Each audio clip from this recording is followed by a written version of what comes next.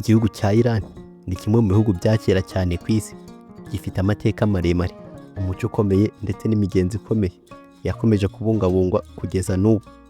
Iki gihugu giherereye ku mugabane wa Aziya mu gice cyitwa Middle East, kikaba gifite umurwa mukuru witwa Tehran.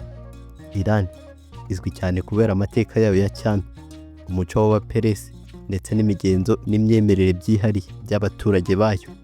Iki gihugu gifite byinshi bikurura abantu bashaka kumenya amateka ndetse n'umuco wacyo, harimo ubukerarugendo, imibereho y'abaturage, imibanire yabo, ururimi bavuga ndetse n'iyobokamana bayoboka.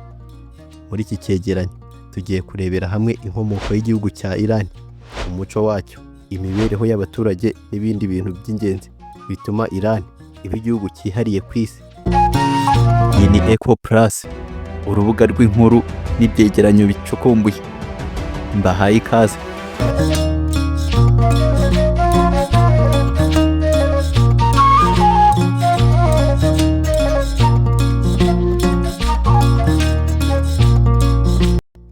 Igihugu cya Iran gifite amateka maremare cyane kuva mu bihe bya kera. Mu myaka myinshi ishize cyitwaga Persia, kikaba cyari igihugu cy'ubwami bukomeye cyane ku isi. Ubwami bwa Persia kigeze kuyoborwa n'abami bakomeye cyane, bubaka ingoro, imihanda ndetse n'imijyi byari bikomeye cyane muri icyo gihe. Mu mwaka w'1935 nibwo izina Persia ryahinduwe Iran kugira ngo rihuze n'izina abaturage ubwabo biyitaga. Ayo mateka agaragaza ko Iran ari igihugu gifite inkomoko ya kera kandi cyagize uruhare runini mu mateka y'isi. Abaturage bo muri Iran bafite umuco ukomeye cyane ukomoka ku muco w'Abaperesi. Uwo muco ugaragara mu buhanzi, mu busizi, mu kuboha amatapi azwi cyane ku isi ndetse no mu birori gakondo. Umunsi mukuru ukomeye cyane wizihizwa muri Iran ni Nowruz. Uba ari umunsi umwaka mushya w'Abaperesi wizihizwa mu gihe cy'itangira ry'igihe cy'itumba gishira hinjira impeshyi. Uyu munsi ufite akamaro kanini kuko abantu basura imiryango yabo, bagasabana kandi bagashimira ubuzima. Reka noneho turebere hamwe ubukerarugendo ndetse n'iterambere abantu benshi birengagiza muri Iran. Ubukerarugendo ni kimwe mu bintu by'ingenzi byinjiriza igihugu cya Iran amafaranga menshi. Nubwo abantu benshi ku isi batabizi cyane kubera ibibazo bya politiki iki gihugu gikunze kuvugwamo, Iran ifite amateka maremare ndetse n'ahantu henshi nyaburanga bikurura ba mukerarugendo baturutse mu bihugu bitandukanye. Muri Iran hari imijyi ya kera ifite inyubako z'amateka ndetse n'umuco wihariye w'Abaperesi.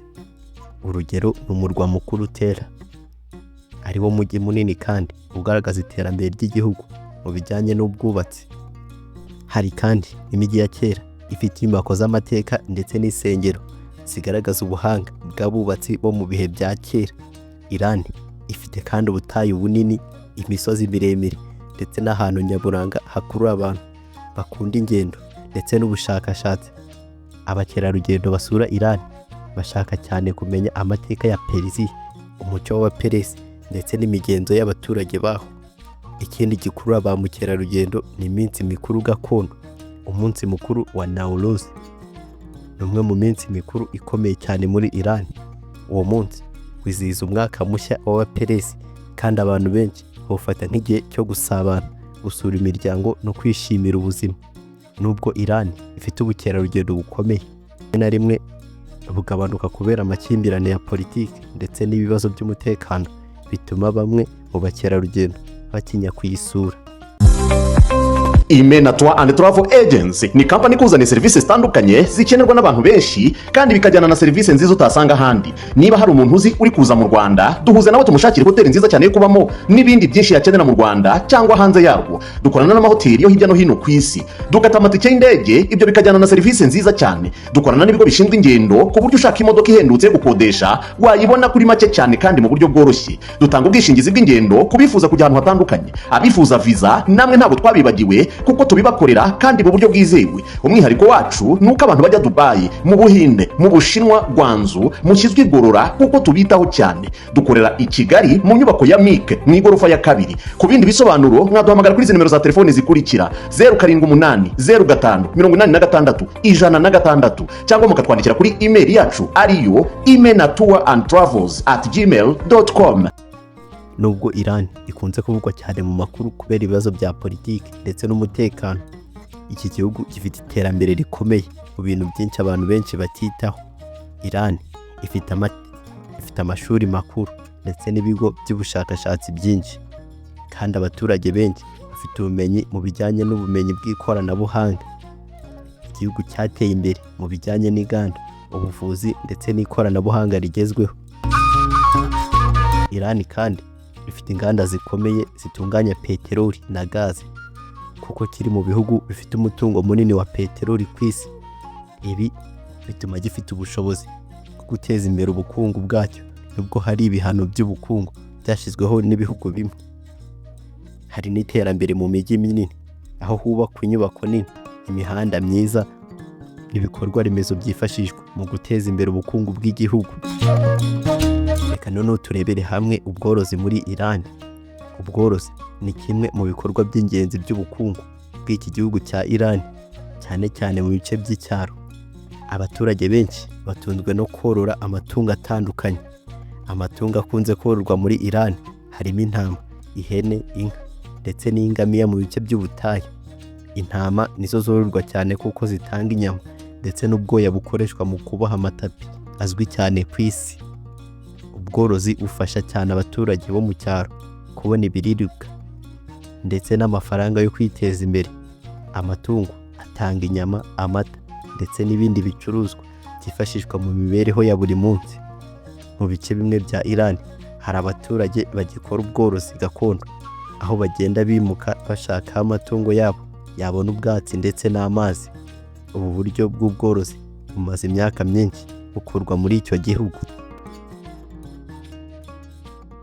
Reka noneho turebere hamwe imibereho y'abaturage muri Iran. Imibereho y'abaturage ba Iran igengwa cyane n'umuco ndetse n'amategeko ashingiye ku myemerere yabo. Umuryango ufite agaciro kanini, kandi abantu bakunda kubahana cyane cyane abakuru. Abagore n'abagabo bafite inshingano zitandukanye mu muryango, kandi hari amategeko agenga imyambarire ndetse n'imyitwarire y'abaturage mu buzima bwa buri munsi. Mu gihugu cya Iran, imibanire hagati y'abantu ishingiye cyane ku kubahana ndetse n'umuco w'imiryango. Kurushinga kenshi bikorwa habanje kumenyana hagati y'imiryango yombi. Ababyeyi bagira uruhare rukomeye mu guhitamo uwo abana babo bashaka kubana nawe. Urukundo rugaragarira mu gufashanya, kubahana no kwita ku muryango. Ururimi rukoreshwa cyane muri Iran ni Persian, ruzwi kandi ku izina rya Farsi. Ni ururimi rumaze imyaka myinshi rukoreshwa, kandi rufite ubuvanganzo bwinshi burimo ibisigo n'ibitabo by'amateka. Uru rurimi ni rwo rwigishwa mu mashuri, kandi ni rwo rukoreshwa mu buyobozi bw'igihugu. Abaturage benshi ba Iran bayoboka idini rya Islam, cyane cyane igice cya Shia. Iyobokamana rifite uruhare rukomeye mu mibereho y'abaturage ndetse no mu mategeko y'igihugu. Abayobozi b'amadini bafite ijambo rikomeye mu miyoborere y'igihugu. Iran yagiye igira ibibazo by'intambara n'amakimbirane mu mateka yayo. Urugero ni intambara ikomeye yabaye hagati ya Iran ndetse na Iraq mu myaka y'1980, izwi nka Iran-Iraq War. Iyo ntambara yamaze imyaka myinshi, igateza igihombo kinini ku bihugu byombi. No muri iki gihe Iran ikunze kugira amakimbirane n'ibindi bihugu byo mu karere ndetse n'ibihugu bikomeye ku isi. Mu miyoborere ya Iran hari abantu bamwe bafite imyumvire y'ubuhezanguni ishingiye cyane ku myemerere y'idini. Ibi bituma igihugu kigira amategeko akomeye cyane mu myitwarire y'abaturage. Hari igihe ibi biteza impaka ku isi, kuko hari ababona ko ayo mategeko agabanya uburenganzira bwa bamwe mu baturage. Iran iyoborwa n'abayobozi bafite imbaraga zikomeye mu by'amadini ndetse na politiki. umwe mu bayobozi bakomeye ni Ali Khamenei uyobora igihugu nk'umuyobozi mukuru w'ikirenga cyangwa se supreme leader. Perezida w'igihugu ni Ibrahim Raisi. Iran ifite umubano utameze neza na United States kuva harabayeho impinduramatwara ya Kisilamu yo mu 1979 izwi nka Iranian Revolution. Kuva icyo gihe ibihugu byombi bikunze kutumvikana ku bibazo bya politiki, umutekano n'ibikorwa bya Iran bijyanye n'intwaro za kirimbuzi.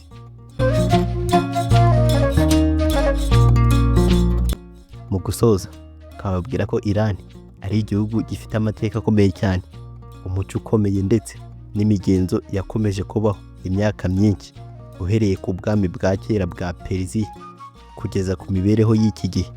Iran igaragaza ko ari igihugu gifite umwihariko ukomeye ku isi. Nubwo gifite amateka n'umuco bikomeye, Iran ihura n'ibibazo bya politiki ndetse n'umutekano bituma ikunze kuvugwa cyane mu makuru mpuzamahanga. Ariko kandi gukomeza kwiga kuri Iran bidufasha kumenya amateka yayo, umuco wayo ndetse n'uruhare ifite ku isi muri iki gihe. Inaha dusoreje.